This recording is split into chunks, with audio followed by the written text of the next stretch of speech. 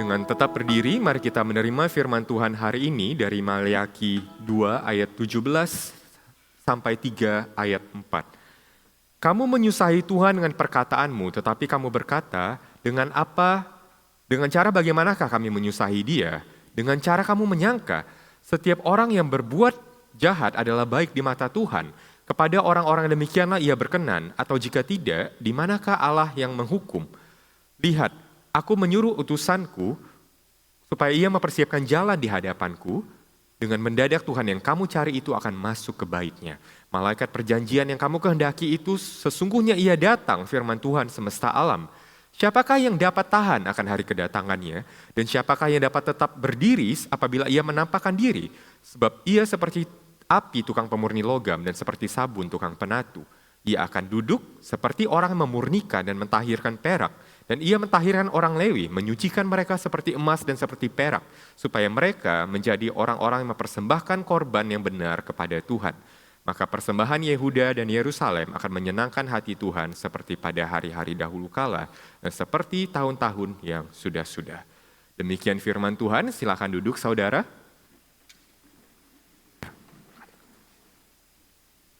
Shalom saudara, selamat pagi. Nama saya Jevon, saya adalah salah satu pastor di ICC. Dan apabila ini kali pertama atau kedua saudara ada di tempat ini, kami ingin menyambut saudara dan kami juga ingin mengenal saudara lebih lanjut. Jadi baik Anda yang berkunjung dari luar kota, atau Anda yang kembali ke gereja setelah sekian lama, atau Anda yang sedang sekadar ingin mengeksplorasi iman Kristen, kami sangat senang Anda berada di sini. Saudara, ini adalah khotbah terakhir tahun ini. Kita akan melanjutkan pembacaan kita dari seri nabi-nabi kecil, saudara, Minor Prophets. Sejauh ini kita telah membahas Amos, Yunus, Habakuk, Hosea, Mika, Zefanya, Zakaria. Dan pada hari Natal kemarin ada kita bahas Hagai. Dan hari ini saudara kita sampai kepada kitab Maleakhi. Dan selama beberapa minggu ke depan kita akan juga melihat Yoel, Nahum, dan Obadja. Saudara, nabi-nabi ini disebut minor atau minor prophets itu bukan karena mereka kurang penting saudara. Tapi karena memang isinya itu lebih singkat, tapi pesannya tidak kalah penting. Para nabi ini berbicara pada masa-masa kelam, masa-masa yang menyakitkan dalam sejarah Israel. Dan setelah kerajaan Israel itu terpecah dan runtuh, setelah mereka masuk ke dalam masa pengasingan, setelah semua yang mereka pernah miliki itu direnggut daripada mereka, pada saat itulah nabi-nabi ini dikirim oleh Tuhan untuk memberikan pengharapan. Allah mengutus para nabi selama masa pengasingan untuk memberikan umatnya satu lagi pengharapan. Dan kemudian setelah Allah memenuhi janjinya dan membawa mereka kembali ke tanah mereka, Ia mengutus 3 nabi lagi, yaitu Hagai, Zakaria, dan Maleakhi. Kita sudah bahas Hagai dan Zakaria dan hari ini kita beralih ke Maleakhi. Jadi apa yang terjadi dalam kitab Maleakhi, saudara? Kitab Maleakhi ditulis sekitar 100 tahun setelah Israel kembali dari pengasingan Babilonia. Bait suci sudah dibangun kembali, ibadah sudah terus berlangsung. Secara lahiriah, kehidupan tampak normal kembali. Tapi secara rohani, mereka masih sangat-sangat bobrok. Umat Allah itu sudah menjadi sinis, mereka kecewa, mereka mati rasa secara rohani. Dan Maleakhi mengungkapkan seperti apa mati rasa itu kepada Tuhan. Pertama saudara, umat Israel di Maleakhi meragukan kasih dan keadilan Allah. Allah berkata, aku telah mengasihi kamu. Tapi umatnya menjawab apa saudara? Bagaimana Tuhan sudah mengasihi kami? Mereka melihat ke sekeliling mereka. Mereka melihat orang-orang jahat itu makmur. Dan mereka menyimpulkan, melayani Allah itu sia-sia. Di manakah Allah yang adil? Tanya mereka. Dan kedua, bukan hanya mereka meragukan keadilan, tapi mereka juga menjadi korup dan apatis. Mereka masih mempersembahkan korban, tetapi bukan yang terbaik. Hewannya buta, hewannya pincang, sisa-sisa itu yang mereka berikan, saudara, kepada Tuhan. Ibadahnya memang masih berlanjut, tetapi rasa kagum kepada Tuhan itu sudah hilang, saudara. Mereka datang beribadah, mereka punya ritual, tapi tidak ada kasih. Dan bukan cuma ibadahnya, imamnya sendiri juga gagal. Mereka yang seharusnya mengajarkan firman Tuhan, memimpin umat, Tuhan secara rohani, mereka melakukan dengan asal-asalan. Bukannya menjaga kebenaran, mereka menyebabkan orang lain itu tersandung. Dan keempat juga saudara, pernikahan dilakukan sembarangan, perceraian merajalela, dan banyak kaum yang rentan, orang miskin, janda, yatim piatu, orang asing semuanya tertindas di komunitas mereka. Sehingga saudara, hidup mereka bukan lagi dibentuk oleh hukum Tuhan. Mereka hidup seakan-akan tidak ada Tuhan di masyarakat mereka. Dan terakhir mereka juga dikatakan di Maleakhi, kalau mereka merampok Tuhan, mereka menahan persepuluhan dan persembahan mereka, bukan hanya karena masalah keuangan, tapi masalah spiritual pada saat itu. Hati mereka tidak lagi percaya bahwa Tuhan yang menyediakan bagi mereka. Saudara, di sepanjang kitab Maleakhi ini ada sebuah pola, yaitu Allah menegur mereka, lalu umat Tuhan berkali-kali menjawab dengan kalimat yang sama. Masa sih? Bagaimana saya melakukan itu? Seperti yang kita baca di teks kita. Kamu menyusahi Tuhan dengan perkataanmu, tapi kamu berkata dengan cara bagaimana kami menyusahi Tuhan? Sehingga umat pada saat itu, saudara, mereka buta secara rohani, mereka begitu defensif dan mereka menipu diri mereka sendiri. Singkatnya Maleakhi menyampaikan pesan yang jelas. Perilaku agamawi yang lahiriah terlihat di luar, tanpa hati yang tulus dan hidup yang taat, itu tidak berkenan bagi Allah. Sekali lagi, perilaku agamawi lahiriah tanpa hati yang tulus dan hidup yang taat, itu tidak berkenan bagi Allah. Dan pola ini tidak terlihat hanya di Maleakhi. Kita melihat ini di sepanjang sejarah manusia. Kita lihat ini di Israel, ketika mereka keluar dari Mesir, apa yang mereka lakukan di padang gurun, saudara? Tuhan sudah bawa mereka keluar dari Egypt, dari Mesir, saudara, dengan 10 tulah, dengan begitu banyak tanda-tanda, tapi mereka terus menggerutu, mereka terus mempertanyakan Tuhan. Di mana airnya? Tuhan, kami ingin daging. Kenapa engkau bawa kami ke padang gurun untuk mati di sini? Hidup kami lebih baik di Mesir. Itu pola manusia, saudara, bukan hanya di Maleakhi, tapi bahkan sebelum itu, ketika Israel baru keluar dan menuju tanah perjanjian. Orang Israel mungkin selamat, mungkin dapat keselamatan dari Tuhan, mungkin mengalami itu. Tapi mereka tidak percaya pada Tuhan. Mereka sinis terhadap Allah. Dan setelah zaman Maleakhi ada 400 tahun masa di mana Tuhan tidak berbicara antara Maleakhi dan Matius, antara Matius yaitu perjanjian lama dan perjanjian baru. Dan akhirnya Israel pada saat itu sudah jatuh di bawah kekuasaan bangsa Romawi.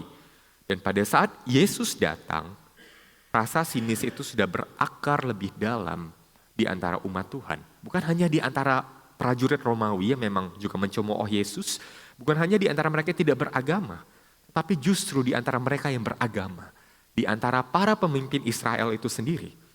Orang-orang Farisi mengenal kitab suci, menjaga hukum, merindukan kerajaan Allah datang, tapi banyak dari mereka menjadi sinis, keras hati, dan defensif.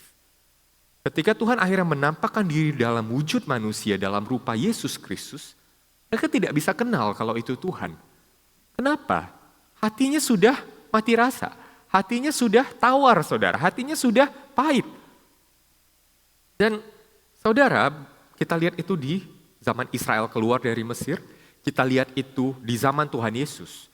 Dan pola yang sama masih akan terjadi pada manusia bahkan ketika Yesus datang kembali.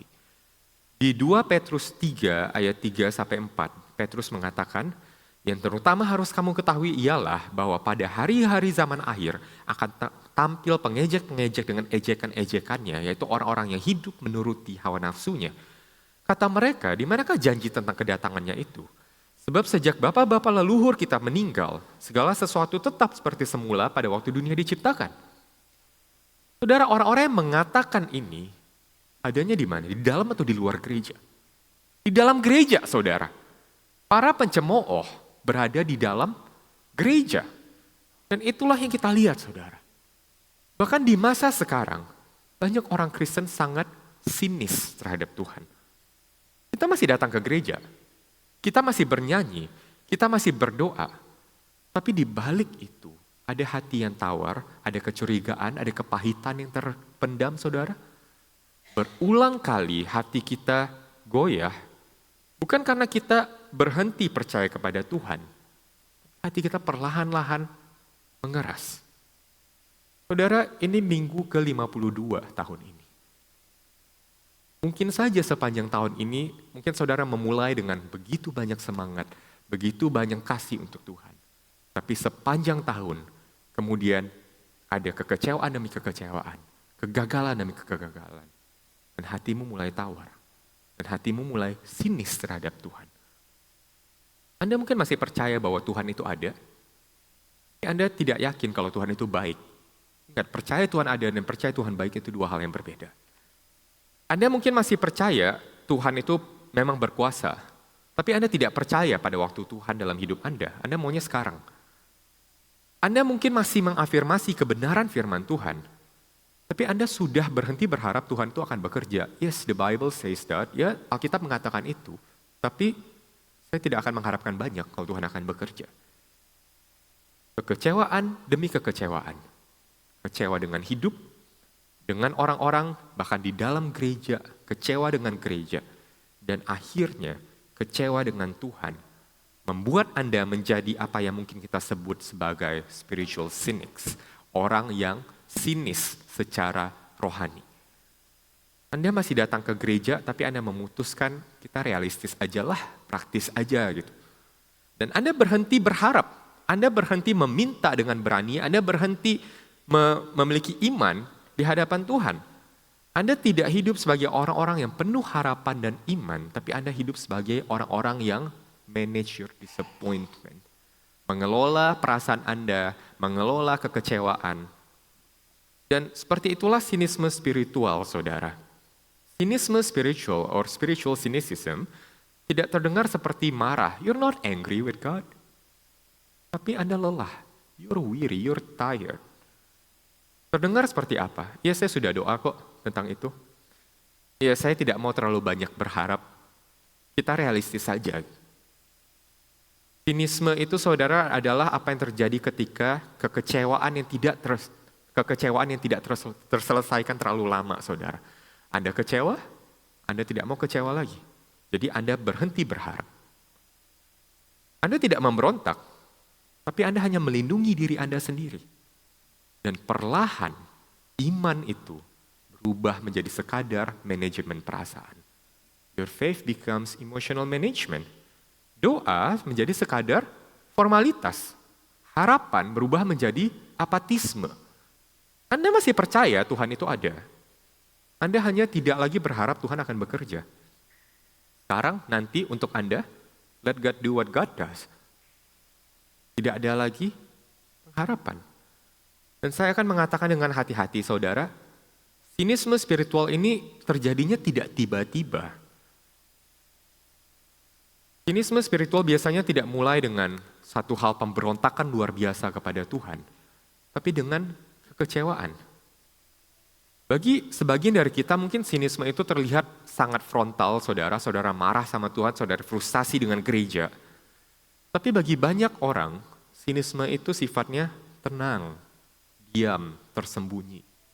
Anda masih melayani, Anda masih datang beribadah, Anda mengatakan semua hal benar, sempurna, sesuai Alkitab.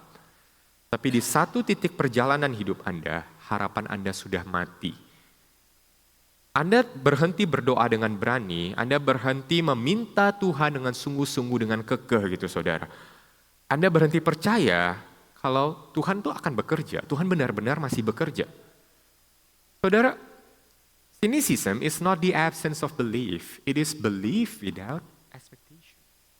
Sinisme itu bukan tidak percaya, saudara. Sinisme itu percaya tapi tidak punya harapan di dalamnya. Dan itulah mengapa sinisme itu sangat berbahaya, saudara.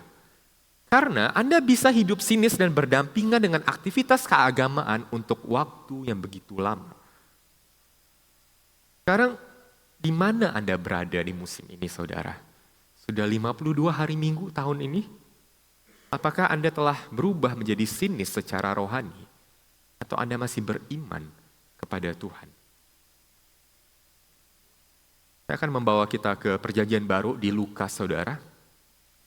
Di Lukas 18, Yesus menceritakan sebuah perumpamaan untuk mendorong para muridnya untuk terus berdoa dengan tidak putus asa. Ini kata-kata yang persis dikutip dari Lukas 18 ayat 1.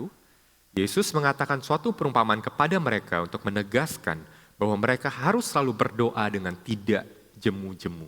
Dalam bahasa Inggris, praying without losing heart. Ini menunjukkan kepada kita, Yesus tahu sangat mungkin untuk para muridnya untuk menjadi hambar dan tawar hati secara rohani. Perumpamaan apa ini saudara? Perumpamaan tentang hakim yang lalim atau tidak benar. Kalau di dalam bahasa Inggris itu the parable of the persistent widow. Jadi dilihat dari perspektif janda yang berdoa, tapi di Indonesia di judulnya diberikan dari perspektif hakim yang tidak benar. Apa isi perumpamaan ini saudara? Yesus menceritakan kisah seorang hakim yang tidak adil. Hakim itu tidak takut Tuhan, tidak peduli orang mau bilang apa. Pada awalnya saudara, ketika janda ini memohon belas kasihan, memohon kepada hakim itu untuk diberikan keadilan, hakimnya tidak lakuin apa-apa saudara. Tapi janda itu tidak menolak untuk menyerah. Dia terus datang, terus meminta, terus mengetuk. Akhirnya hakim lalim ini capek juga lihat si janda ini saudara. Dan akhirnya hakim lalim itu memberikan keadilan kepada si janda, bukan karena hakimnya adil, tapi karena janda ini kekeh tidak mau pergi, saudara. Kemudian Yesus menegaskan di sini, jika hakim yang tidak adil saja, tidak punya kasih, menanggapi seruan yang kekeh terus-menerus, betapa lagi Allah yang adil dan penuh kasih itu akan mendengarkan seruan anak-anaknya. Kemudian Yesus mengatakan satu pertanyaan yang seharusnya membuat kita merenung dengan dalam di sana saudara. Akan tetapi, ini di perumpamaan yang sama. Jika anak manusia itu datang, adakah ia mendapati iman di bumi? Perhatikan apa yang Yesus tanyakan di sini. Ketika Yesus datang kembali, dia tidak bertanya apakah masih ada agama Kristen. Dia tidak bertanya apakah orang-orang masih datang beribadah. Tapi ia akan menanyakan, adakah ia mendapati iman? Adakah ia mendapati iman di bumi? Iman yang masih berdoa, iman yang masih berharap, iman yang masih percaya bahwa Allah bekerja dan Allah itu adil. Bahkan ketika engkau tidak melihat apapun terjadi di sekitarmu. Sinisme spiritual biasa tidak mengatakan, oh Allah itu jahat, Allah itu tidak adil. No. Sinisme spiritual berkata, yes Allah itu adil, tapi mungkin tidak ada gunanya saya tunggu lagi. Yesus berkata, jangan berkecil hati, jangan putus asa, jangan jenuh untuk berdoa, saudara. Sinisme spiritual itu sangat bahaya. Engkau mengatakan semua dengan benar. Engkau percaya semua yang benar, tapi hatimu tidak ada harapan dan iman. Orang-orang di Maliaki bertanya, di manakah Allah keadilan itu? Yesus bertanya, jika anak manusia itu datang, adakah ia mendapati iman di bumi? Keduanya mengungkap masalah yang sama, saudara. Orang kehilangan pengharapan, orang kehilangan iman. Mereka menunggu tanpa berharap, mereka menunggu tanpa iman. Namun Maliaki menunjukkan sesuatu yang begitu indah, begitu luar biasa, saudara. Indahan yang digenapi di dalam Yesus. Apa itu, saudara? Mereka yang sinis secara rohani, Allah tidak berpaling. Dalam Maliaki kita melihat Allah yang tidak mengabaikan sinisme, tidak menghancurkan mereka yang sinis, tapi Allah datang terlibat dalam hidup manusia. Allah mendengarkan keluhan mereka, menyingkapkan dosa mereka, dan Allah bukan hanya berdebat dengan mereka, tapi Allah berjanji, Dia akan hadir. Hal ini membawa kita pada teks kita hari ini di akhir pasal 2, Maliaki, Israel menyuarakan tuduhan terdalam mereka kepada Tuhan. Kamu menyusahi Tuhan dengan perkataanmu, tetapi kamu berkata, dengan cara bagaimanakah kami menyusahi Dia? Dengan cara kamu menyangka setiap orang yang berbuat jahat adalah baik di mata Tuhan, kepada orang-orang demikianlah Ia berkenan, atau jika tidak, di manakah Allah yang menghukum? Kemudian di pasal 3 ayat 1, Tuhan menjawab, lihat, aku menyuruh utusanku supaya Ia mempersiapkan jalan di hadapanku. Dengan mendadak Tuhan yang kamu cari itu akan masuk ke bait-Nya. Malaikat perjanjian yang kamu kehendaki sesungguhnya Ia datang, firman Tuhan semesta alam. Saudara, respon Allah terhadap mereka yang sinis secara spiritual, Dia tidak meminta orang ini untuk berusaha lebih keras. Dia tidak mempermalukan mereka. Dia tidak menuntut engkau harus optimis secara konstan. Apa yang Allah lakukan, saudara? Allah datang kepada mereka. Itu Allah kita. Itu hati Allah kita, saudara. Ia berkata, Tuhan yang kamu cari akan segera datang kepadamu. Namun sebelum Tuhan datang untuk mengubah hati, jalannya harus dipersiapkan. Itulah sebabnya mengapa Maleakhi mengatakan bahwa Allah mengutus seorang utusan untuk mempersiapkan jalan. Banyak penafsir melihat nubuat ini terpenuhi dalam kedatangan Yohanes Pembaptis, saudara. Sebelum Yesus datang, ada seorang figur yang bernama Yohanes Pembaptis yang datang mempersiapkan jalan bagi Yesus.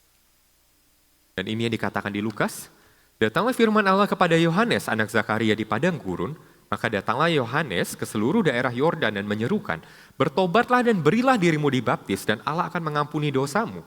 Seperti ada tertulis dalam kitab nubuat-nubuat Yesaya, ada suara yang berseru-seru di padang gurun, persiapkanlah jalan untuk Tuhan, luruskanlah jalan baginya.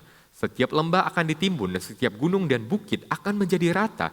Yang berliku-liku akan diluruskan dan berlekuk-lekuk akan diratakan. Dan semua orang akan melihat keselamatan yang dari Tuhan. Apa artinya mempersiapkan jalan bagi Tuhan untuk datang mengubah hati kita? Kita perlu panggilan pertobatan. Begitu cara Yohanes mempersiapkan jalan sebelum Yesus datang. Ada seruan pertobatan, saudara. Dan apa yang terjadi, saudara? Yohanes berkata kepada orang banyak yang datang kepadanya untuk dibaptis. Katanya, hai kamu keturunan ular beludak, siapakah yang mengatakan kepada kamu melarikan diri dari murka yang akan datang? Jadi hasilkanlah buah-buah yang sesuai dengan pertobatan.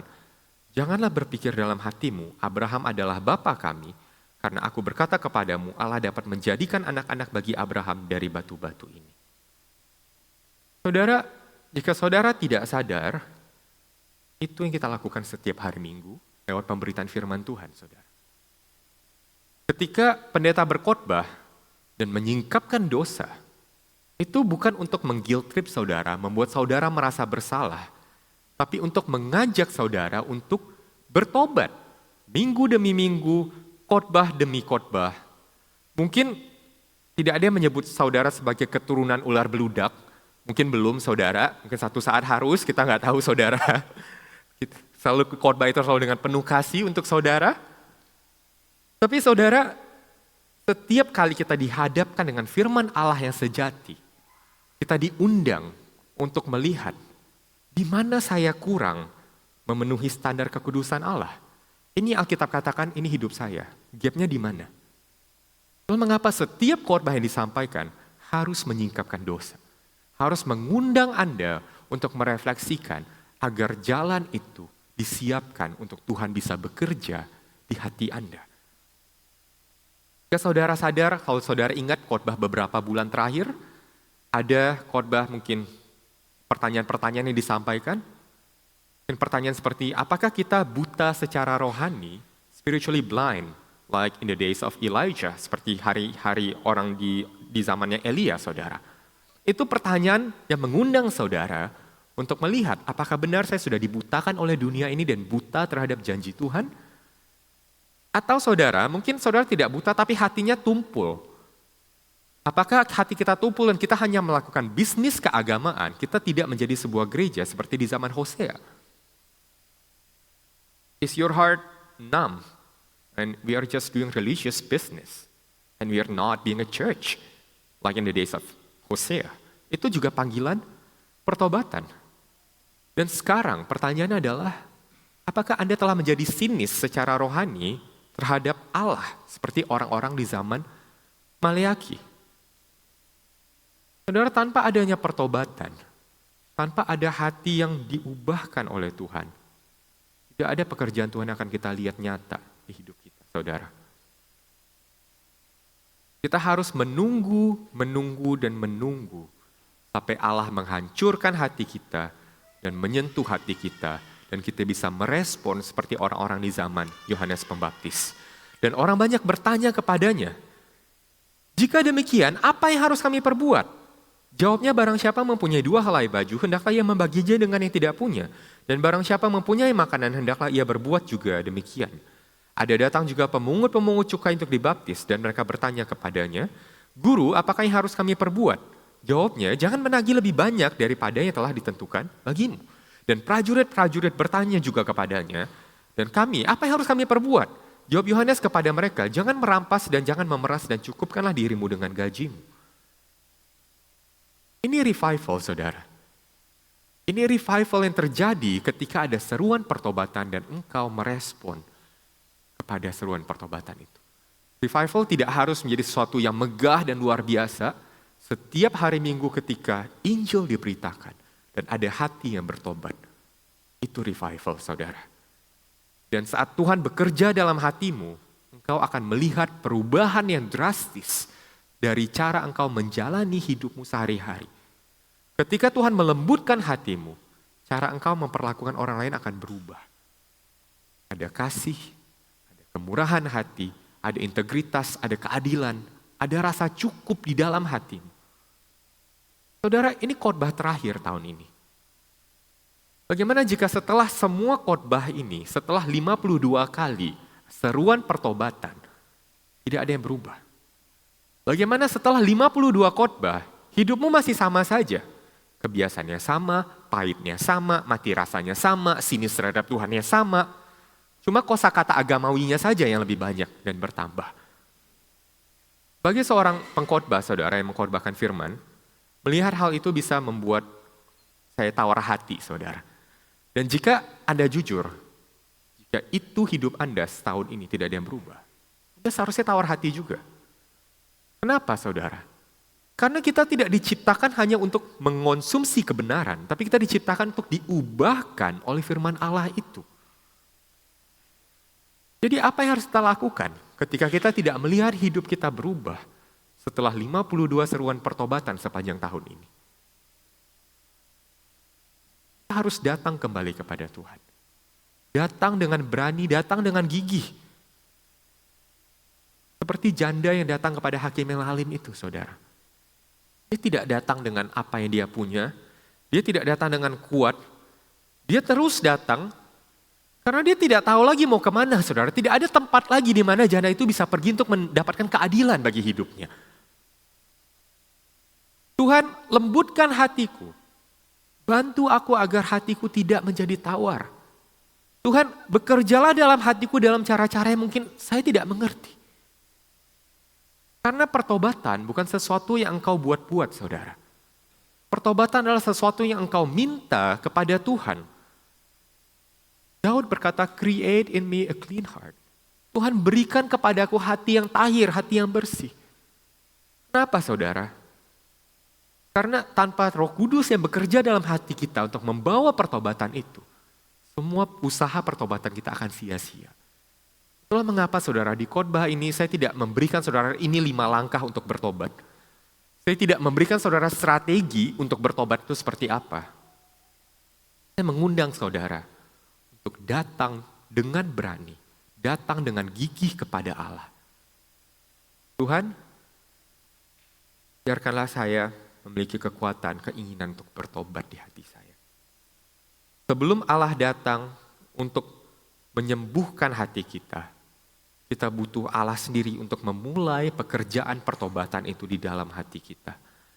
Pertobatan bukan sesuatu yang kita ciptakan, itu sesuatu yang kita minta, saudara. Dan seperti apa pertobatan dari Allah itu, saudara? Kita lihat bagaimana respon orang-orang setelah itu. Tetapi karena orang banyak sedang menanti dan berharap. Ini orang-orang yang tadi mati rasa, orang-orang yang sinis secara spiritual kepada Tuhan. Dia melihat seruan pertobatan Yohanes. Hati mereka berdebar-debar.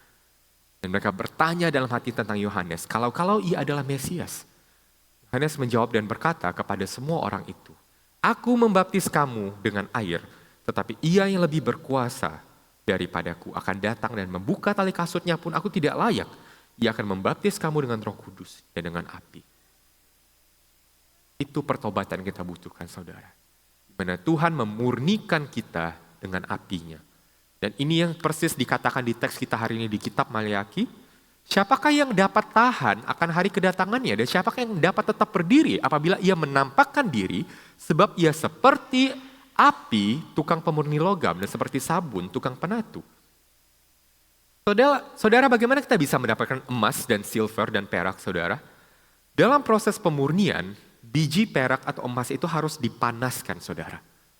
Saat logam itu meleleh, yang kotor-kotor itu naik ke permukaan, pemurni logamnya akan buang kotorannya, lalu proses ini diulang berkali-kali sampai si pemurni itu bisa melihat bayangannya sendiri di logam itu. Itu berarti sudah murni. Saudara, api tidak menciptakan kotoran-kotoran tadi, saudara.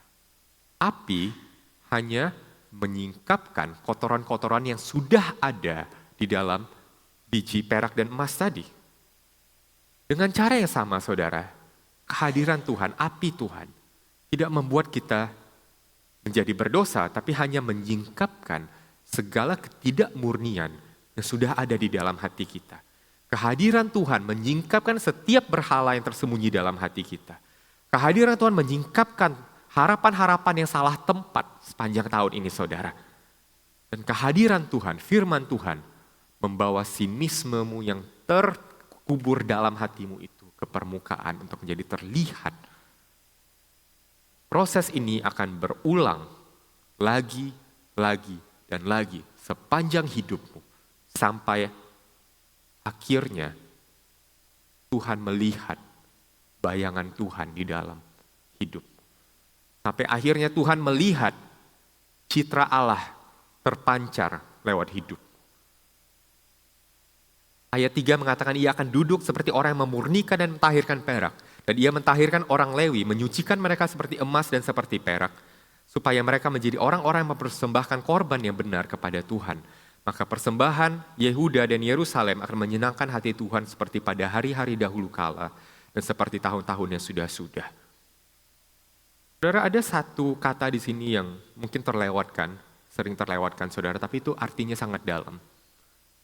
Sang pemurni itu duduk, saudara.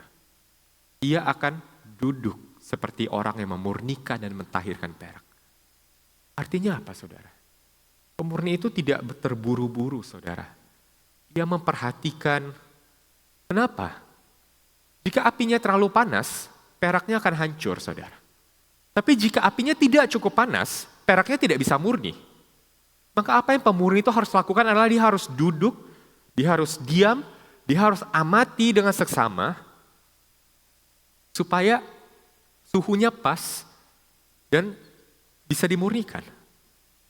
Dan itulah yang saya doakan, saudara, agar Tuhan kerjakan di gereja kita sepanjang tahun ini dan sepanjang tahun depan.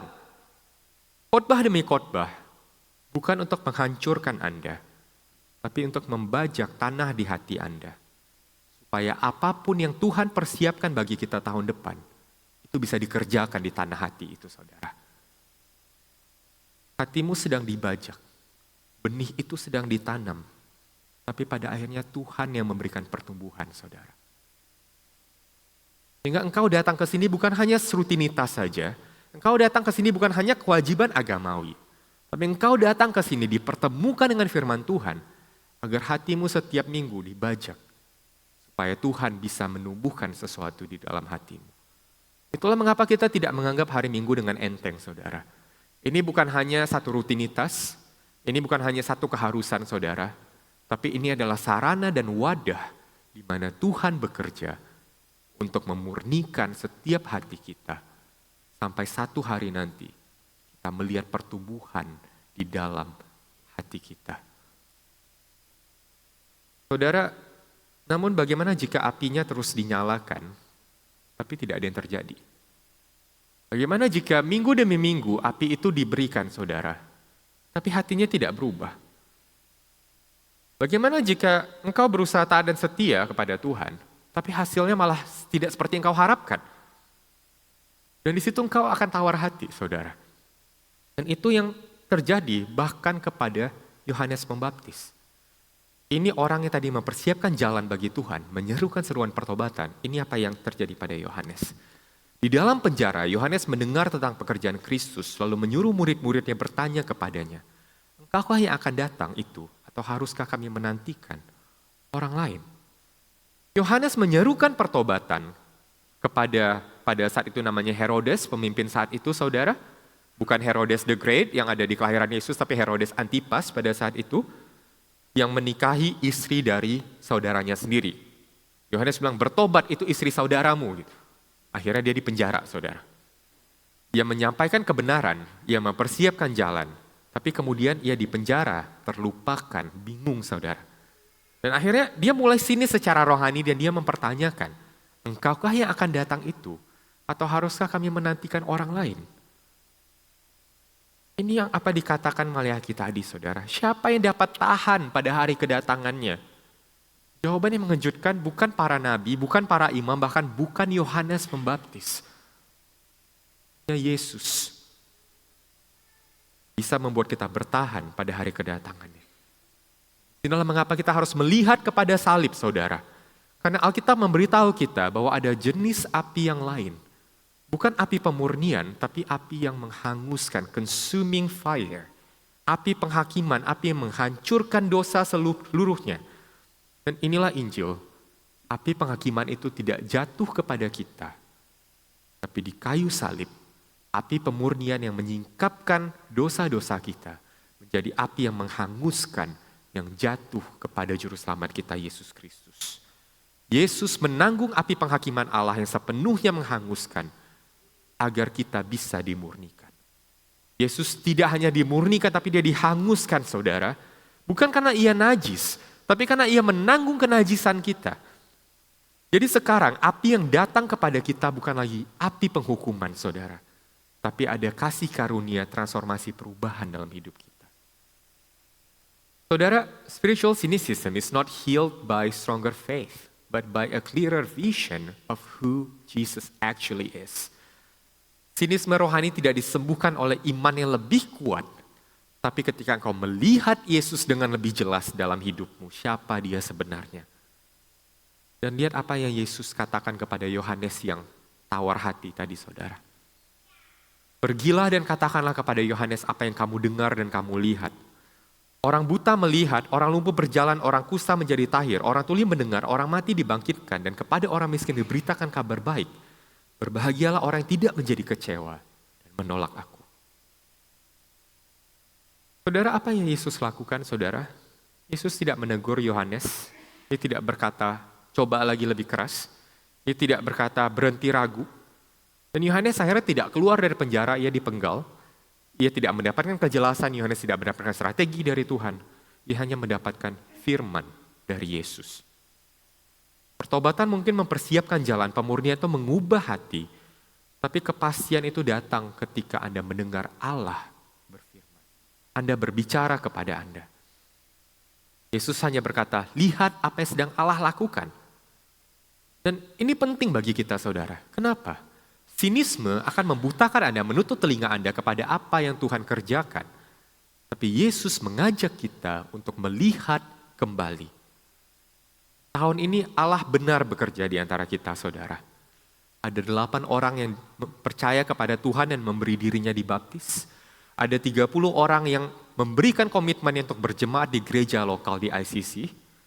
Ini mungkin tidak terasa spektakuler menurut standar dunia. Apalah artinya angka itu? Tapi bagi surga, saudara, seluruh malaikat di surga bersorak-sorai. Dan itu adalah bukti bahwa orang buta melihat, orang yang hilang datang kembali kepada Tuhan. Dan Injil masih berbuah di gereja ini. Ada pekerjaan Tuhan yang kita lihat.